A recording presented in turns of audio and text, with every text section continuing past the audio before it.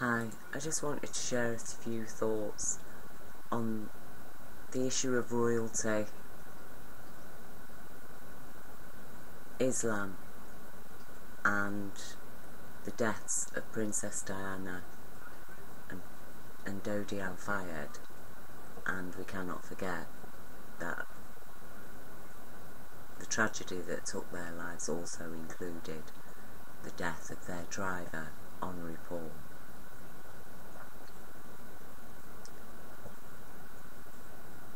So, to start with, let's consider the inquest into the death of Princess Diana in particular, which was why the inquest was held, wasn't it? And I'll leave the link to the video Unlawful Killing, which was for a while banned in Britain, and British people and the British establishment, the compassionate lawful members of that establishment, need to ask why. Why was it banned?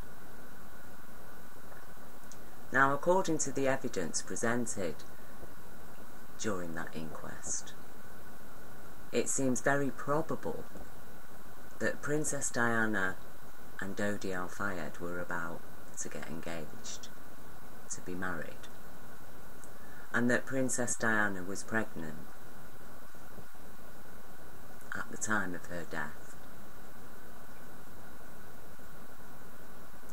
And the verdict of the jurors on that inquest, who were presented all kinds of evidence, including evidence of forensic, important evidence being concealed or even fabricated, they arrived at the judgment that Princess Diana, Dodi Al-Fayed and Honorary Paul lost their lives through unlawful killing. Not accidental death, unlawful killing. So, what would constitute a lawful killing? Well, perhaps soldiers shooting each other in a battle. Each side of soldiers are lawfully permitted to kill, aren't they? Or perhaps in a nation that carries the death penalty for a murderer. Anybody executed as a result of being convicted of murder would then be considered to have been lawfully killed. So, an unlawful killing is murder, isn't it? Princess Diana, Dodi Al-Fayed and their driver Honorary Paul were murdered. The future King of England's mother and grandmother to his children was murdered. Princes Harry and William not only lost their mother, they also, very likely, lost a brother or a sister. So, what was it about Princess Diana then? Was she a threat to the royal family? Well, we do know that prior to their deaths, Princess Diana and Dodi Al-Fayed had stated an intention to go and visit Palestine and thereby highlight the plight of the Palestinian people and raise questions about what was going on in Palestine.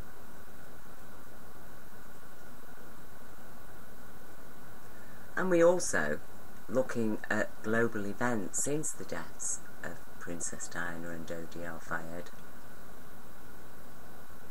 have witnessed the rise of ISIS,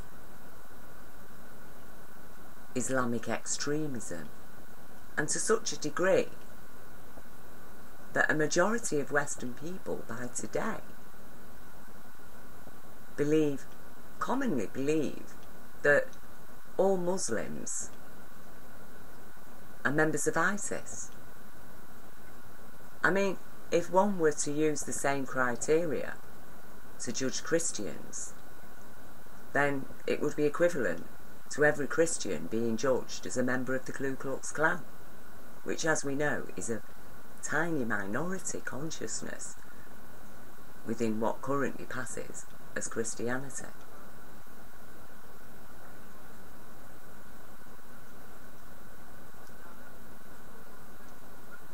So, Dodi al-Fayed, as a moderate Muslim, standing by beloved Princess Diana, the pair of them would have been quite a force of opposition to the desired narrative, wouldn't they? Because there would be Dodi al-Fayed, a very credible and influential character. Well, he would have presented the true face of Islam, wouldn't he? In direct opposition to the ISIS narrative. He would have been a credible voice and representative for the moderate majority Muslim people. So we have a motive and intent, don't we? A motive and intent from people who clearly feel threatened by love. Love between a Christian and a Muslim. Two very influential people. And this love, this compassion, this humanity and sanity and balance and reason that Princess Diana and Dodi al-Fayed together would have represented was considered, obviously, a very serious threat to the plots and schemes of the hate merchants, i.e. the same hate merchants who funded the rise of the likes of Britain First, to the degree that, you know, Tommy Robinson gets to appear on BBC Newsnight. And people like Steve Bannon end up on Good Morning Britain. Hate merchants. That Britain is now a country that has demonstrations, protests on behalf of Tommy Robinson. That's not even his real name. And wearing swastikas and doing Nazi salutes for a man who is a self-professed Zionist.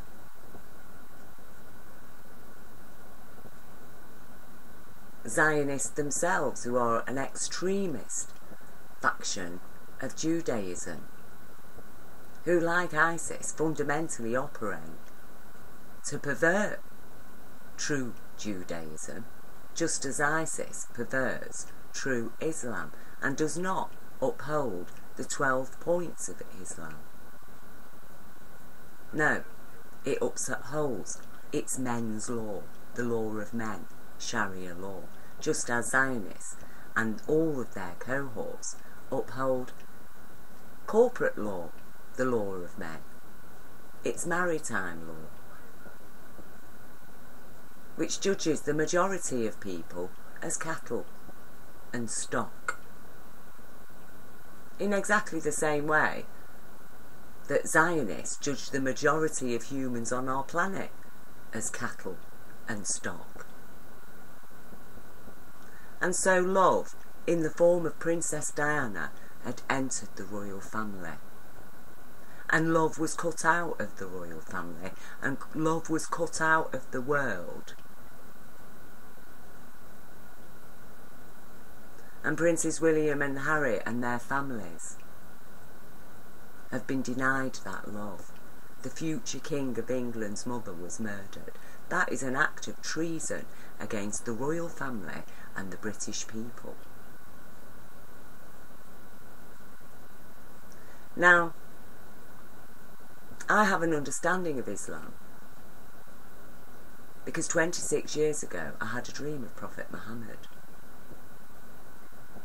And that dream came 3 months after I had witnessed an event of universal golden intelligence light being that imparted to me through an energy of bliss the message of universal law of abundance and compassion. And in my dream, Prophet Muhammad had that same golden light shining from his skin. And so on waking, I understood that Prophet Muhammad was a host to that same golden light in his life, just as Jesus was. And in my dream, Prophet Muhammad was with Sufi Muslims, not with Shias or Sunnis, with Sufis. The Sufi sect of Islam, which has been traditionally heavily oppressed and persecuted.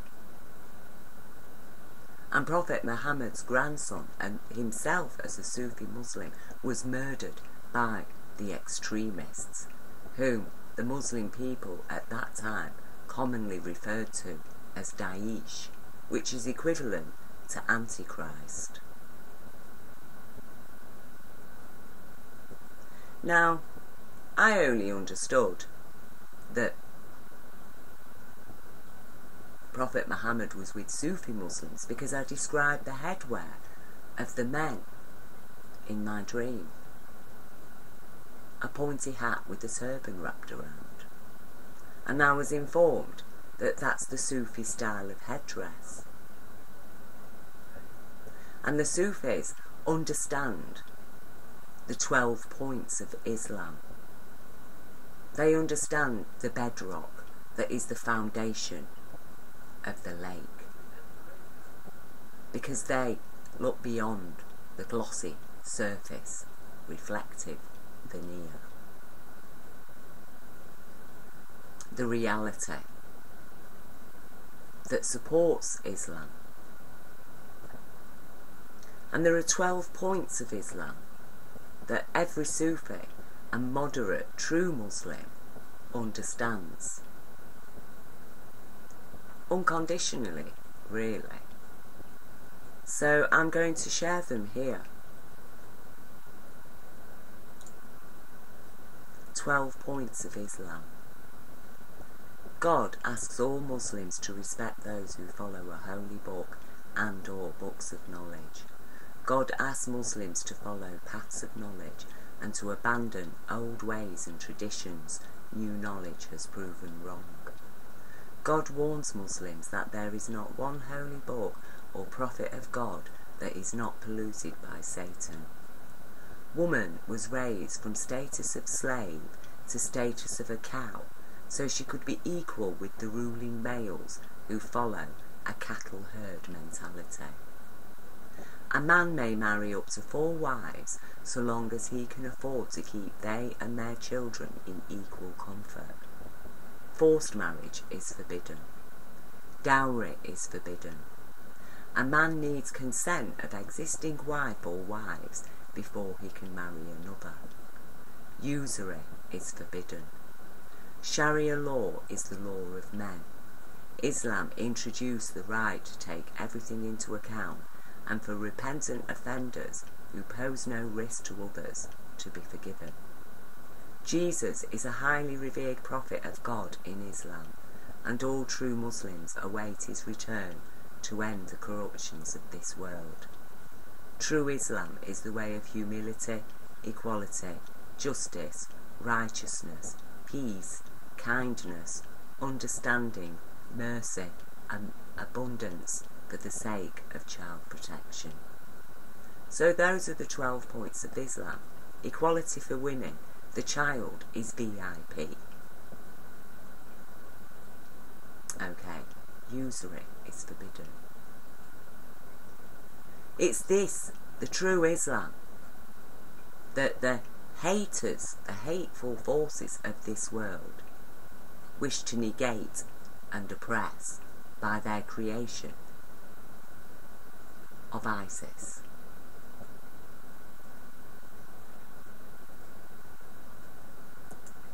And it is exactly for that reason that Princess Diana could never be allowed to marry and have children with a Muslim, a powerful, influential, moderate, righteous and compassionate person such as Dodi al-Fayed, by all accounts, was. And my heart goes out to his father.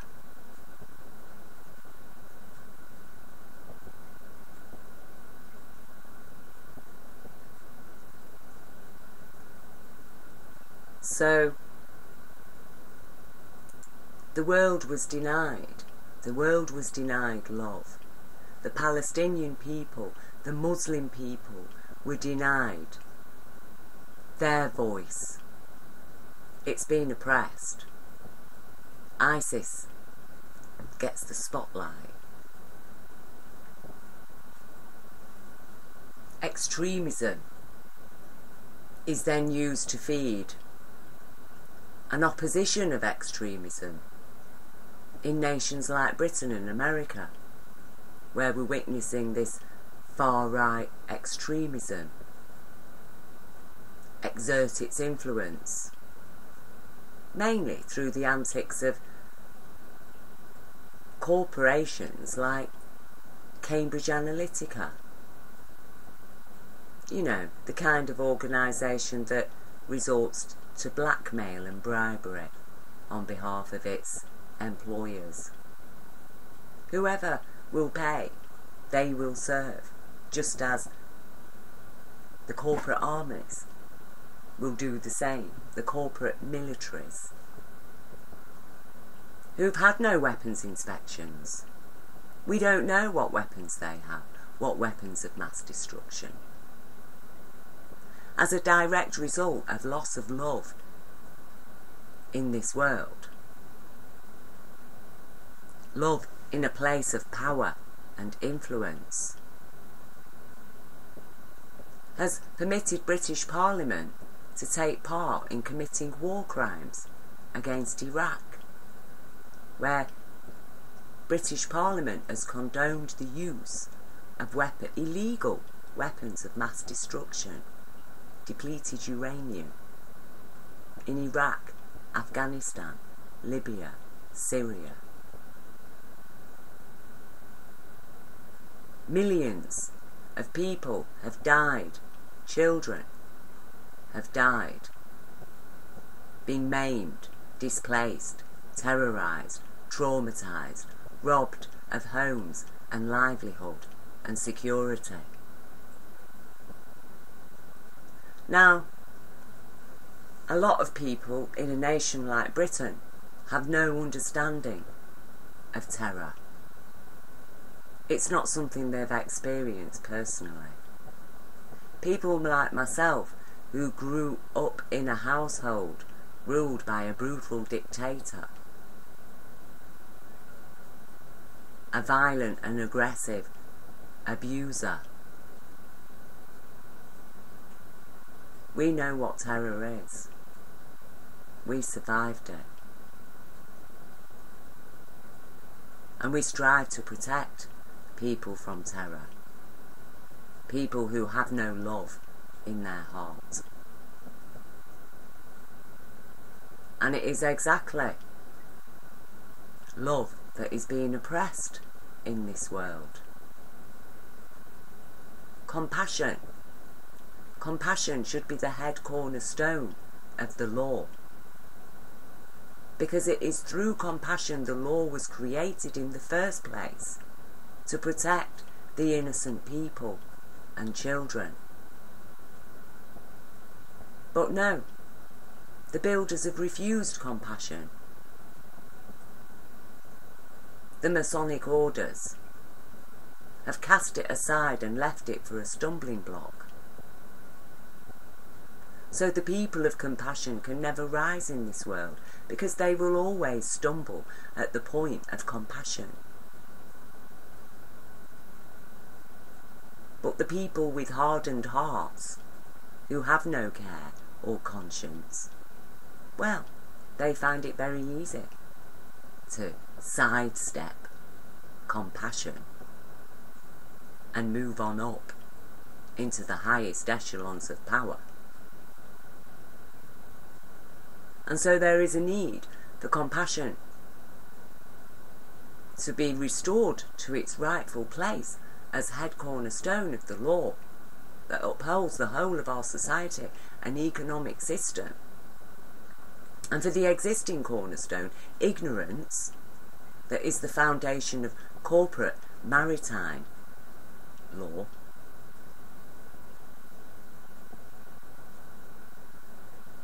for that to be cast aside as the stumbling block. Because those without compassion, those ignorant of our compassion, will always fall on that stumbling block. And the people of compassion will always be able to override it, because we are not ignorant. We shall not stumble and fall, because we do not ignore compassion, that is the head cornerstone of the law.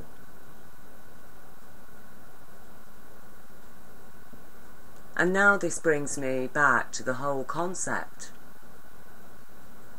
of a royal family, which has been a tradition of institutional power within Britain for centuries. And traditionally it was held that royalty had special blood. Well, it transpires they don't. And the only special blood in this world, perhaps, is among the 15% of the global population that carries the Rho negative blood group. And interestingly, anybody of any blood group can receive a transfusion of blood from an Rho negative person. Our blood is universal. And also, Rho negative women who become pregnant can find their pregnancy will be aborted or attacked if the fetus isn't carrying the Rho negative blood group. Would I, as an Rho negative person, claim myself to be superior to people of other blood groups? No. But it does explain where this idea of blood group originated. Originally, that perhaps it was understood that people of a certain tribe had this blood group, of certain tribes had this blood group, and who were considered special in some way, because the women couldn't marry outside of that blood group if they want their children to survive and be healthy. So it was vital that only people of certain tribes who were known to have this particular blood group, that only marriage between them could happen. Of course they wouldn't have known that it was a particular blood group. It would have been considered heritage. And perhaps some men were very jealous because it was like, no, you can't marry that woman because she's of this particular blood group, she's of this particular tribe, and it is known that the women from that tribe, if they marry outside of their tribe, then their children will be born dead or miscarried.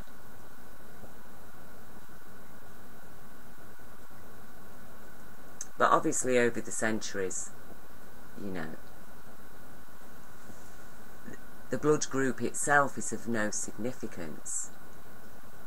It isn't the blood of royals that makes them royal. It's the institution of power that the children, the royal children, are innocently born into, as everybody on this earth is innocently born. We do not choose where we're born. And nonetheless, that institution exists. And the idea is that royalty, being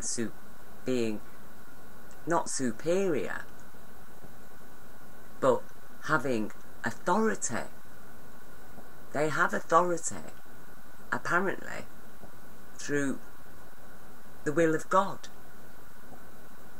And they have authority precisely, really, to uphold this last point of Islam, don't they? To uphold equality, justice, righteousness, peace, kindness, understanding, mercy and abundance for the sake of child protection.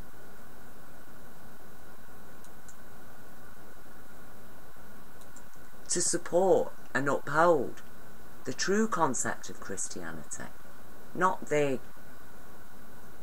fairy tale fiction that's presently being peddled by the church, be it Catholic or Protestant or whatever. The true message of Jesus, which was universal law of abundance in compassion, which upholds all of our rights, all the rights of life, of all the life on this planet. And our planet is at risk precisely because universal law is not being honoured. Precisely because the haters have been quite successful. Because apparently money overrides everything. And many years ago I had a dream.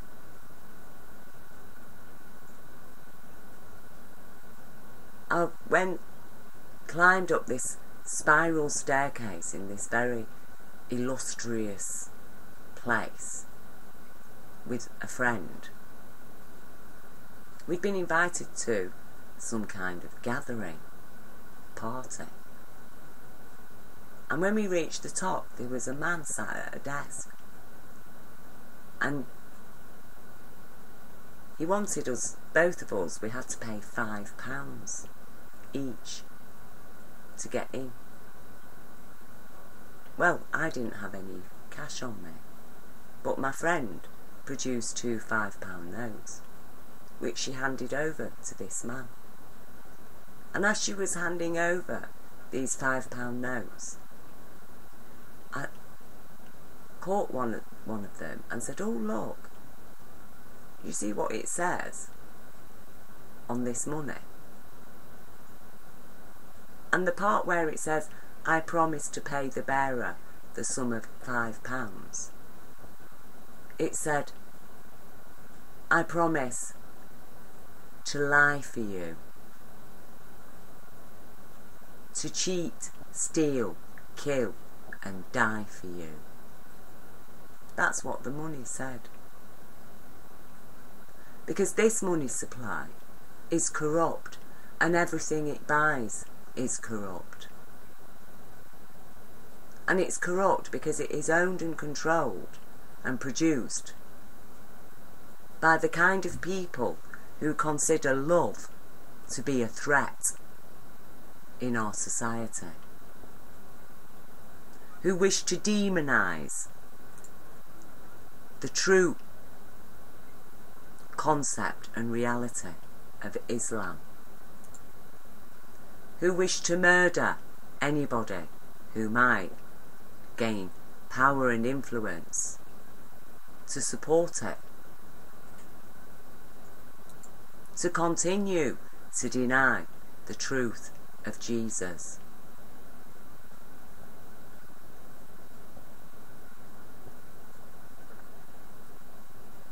And so I hope that the authorities of Britain are listening, and that the good people in all of those authorities find courage and take heed and understand that the golden light of universal intelligence is shining, and it's going to get brighter and brighter and brighter and brighter, and the unrepentant will get hotter and hotter and hotter and hotter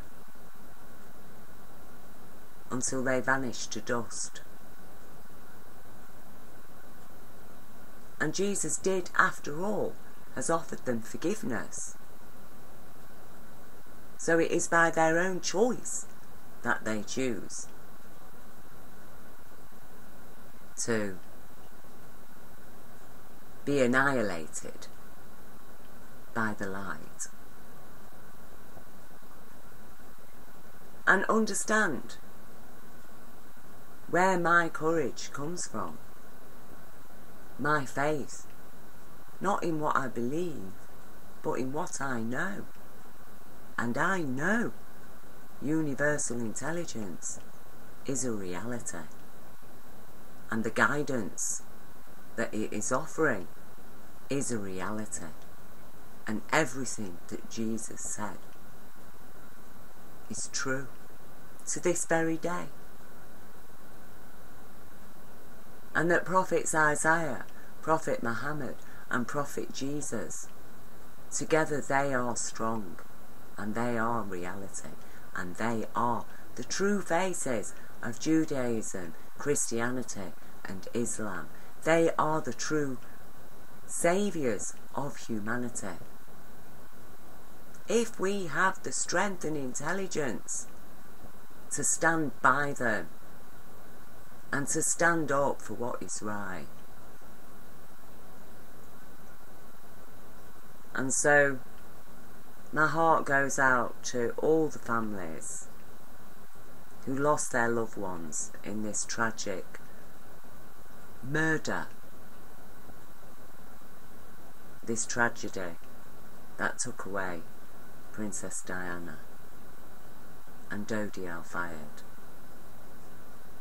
and Henri Paul.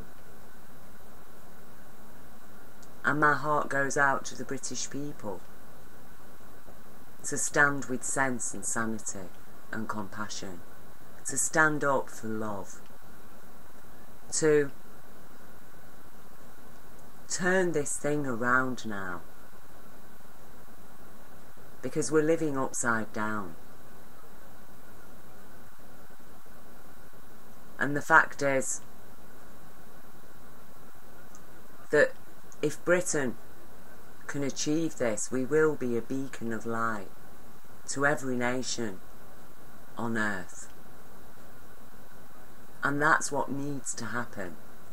Just as the people of Iceland are a beacon of light to us, to show us that a revolution does not need to be a bloody, terrible affair. That with dignity and by standing up for our rights and standing by and upholding the law, we can peacefully bring change to our society and arrest criminals.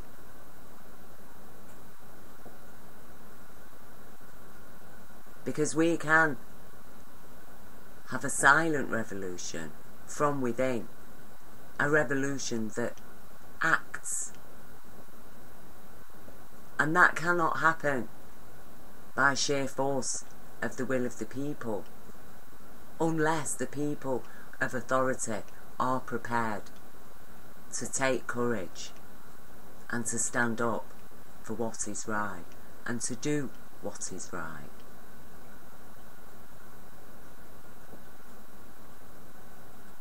And that's why I'm not anti-royal, because I have hope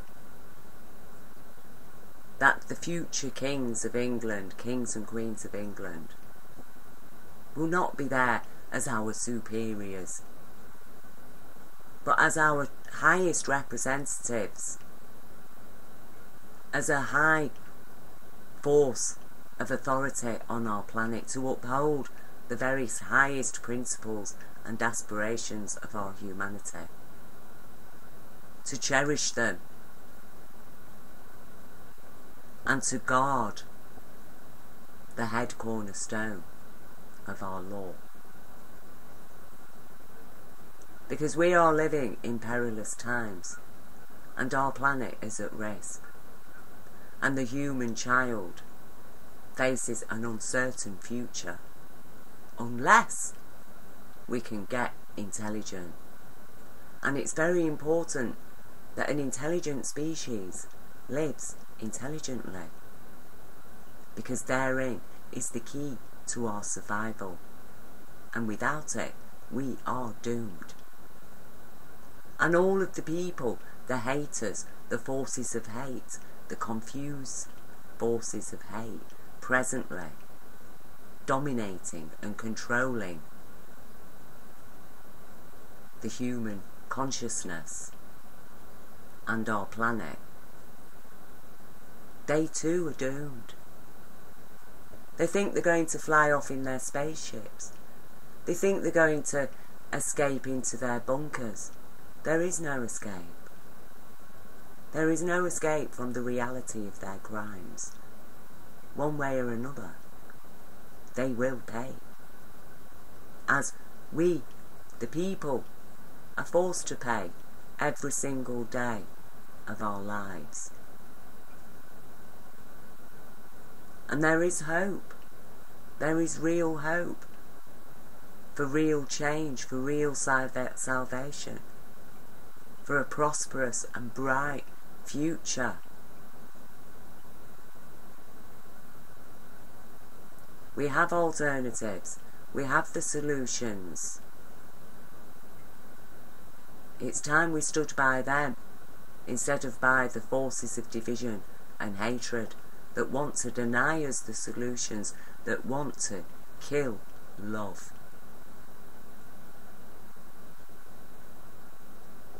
Well, they're never going to kill love. They may kill the lovers, but they will never destroy love. Instead, the haters will ultimately annihilate themselves in the destruction of love. And it will be too late that they realise the horror of what they have done. But we, the good people of Earth,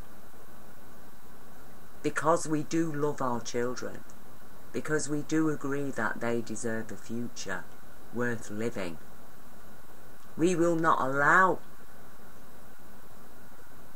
the insanity of hate to rob our children of their rights to a life worth living as a true human being.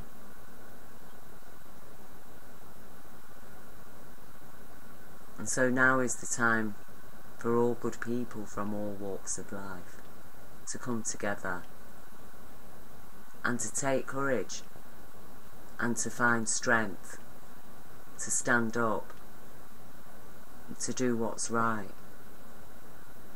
and to learn from those who love in how to not fall in love, but to live in it.